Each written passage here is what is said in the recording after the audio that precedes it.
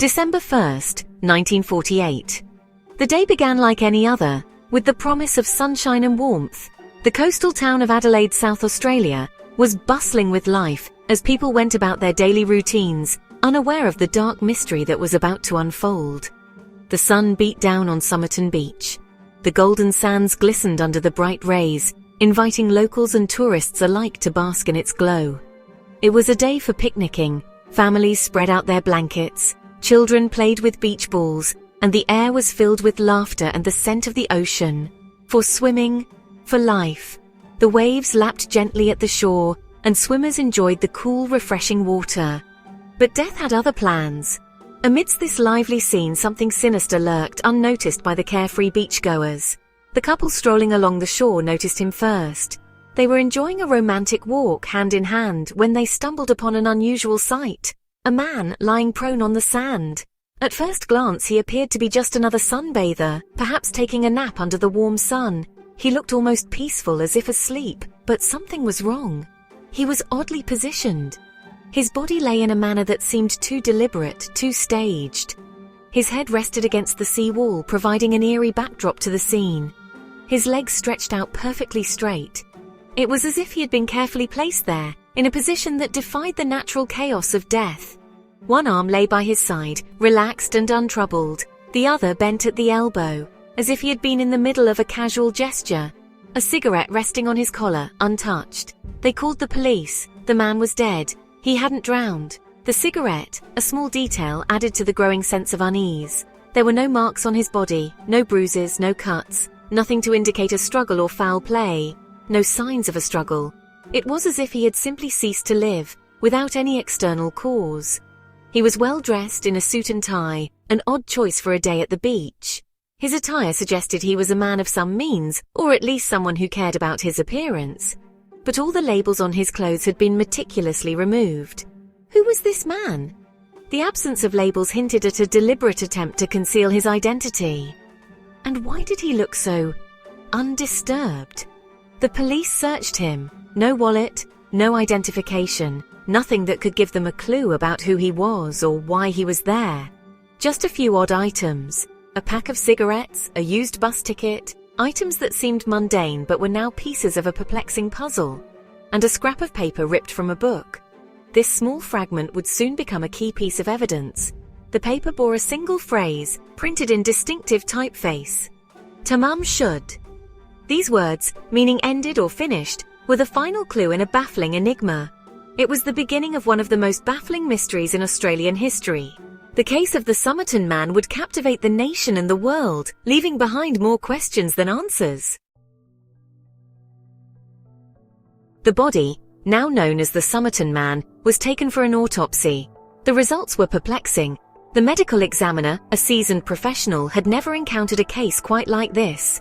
The man appeared to be in perfect health, with no visible signs of trauma or illness. Yet here he was, lifeless on the cold steel table. The man was in peak physical condition, likely in his early 40s. His physique suggested he was active, perhaps even athletic. There were no scars or marks that could provide a clue to his identity or his past. It was as if he had simply ceased to exist. His cause of death? Unknown. The medical chart remained frustratingly blank. The doctors were baffled, unable to pinpoint what had led to his untimely demise. Every test they conducted came back negative, leaving them with more questions than answers. The pathologists speculated it could be a fast-acting poison, but they found no trace of anything in his system. Days turned into weeks. The police were stumped. They had no leads, no suspects, and no idea who this man was or why he had died. The toxicology reports were clean, showing no signs of drugs or toxins. It was as if he had simply dropped dead for no apparent reason. Who was this man?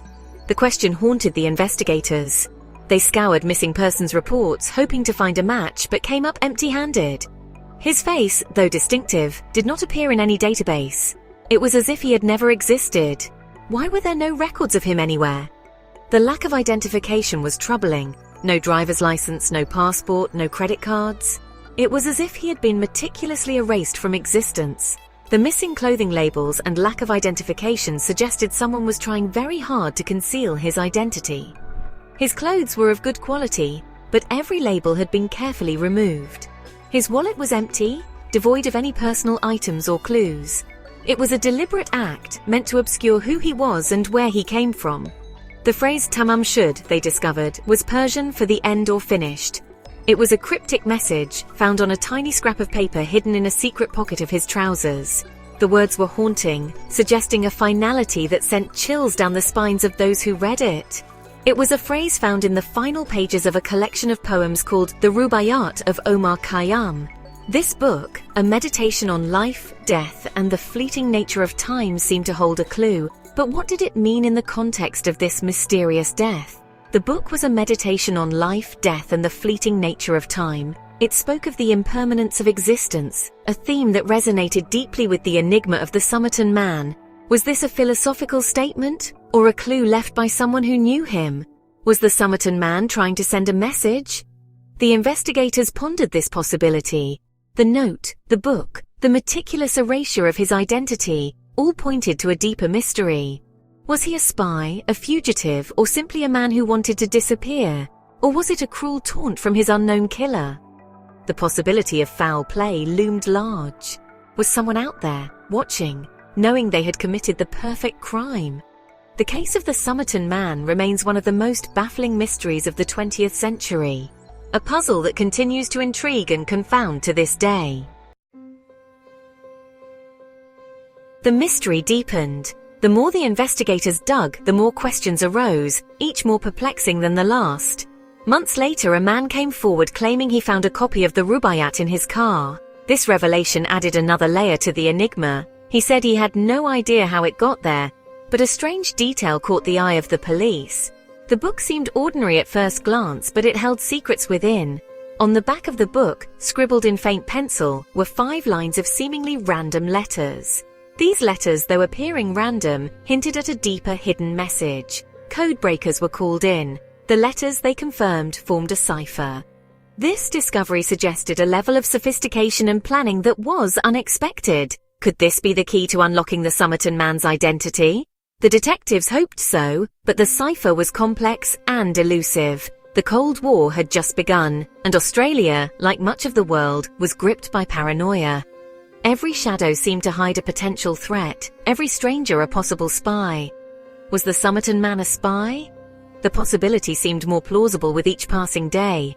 His mysterious death and the coded message pointed towards espionage. Was this coded message his final communication? Theories ran rampant.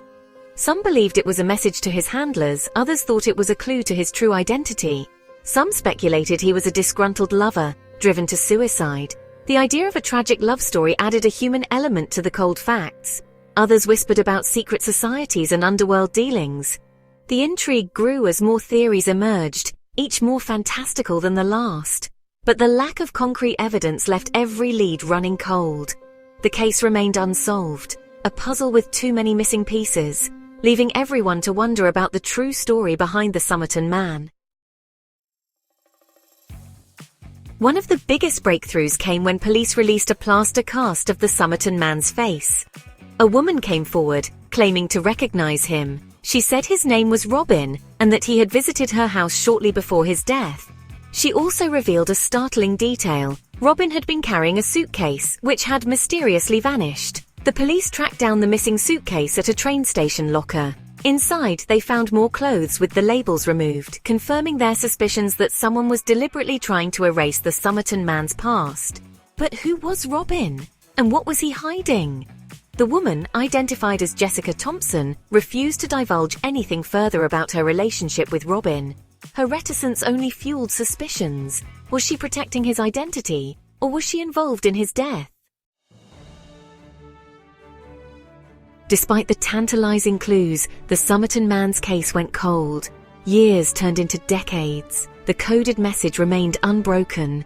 Jessica Thomson died in 2007, taking her secrets to the grave. The Somerton Man, it seemed, would forever remain an enigma. Then, in 2022, a glimmer of hope emerged. Advances in DNA technology allowed scientists to extract genetic material from the Somerton Man's hair. Finally, after 74 years, they had a name, Carl Webb. But the revelation only deepened the mystery. Who was Carl Webb, and why was he in Adelaide?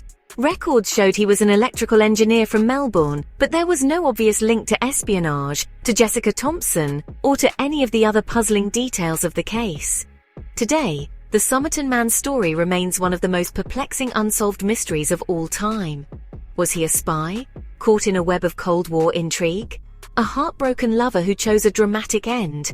Or was his death a tragic accident, his identity lost to a series of unfortunate events?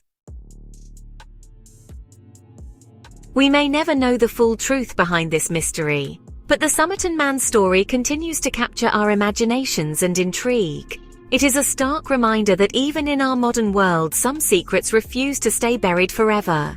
We hope you enjoyed learning about the Somerton Man. Come back for part 2, where we look further into the mystery and the connection to the UK. Please like and subscribe. Thanks for watching.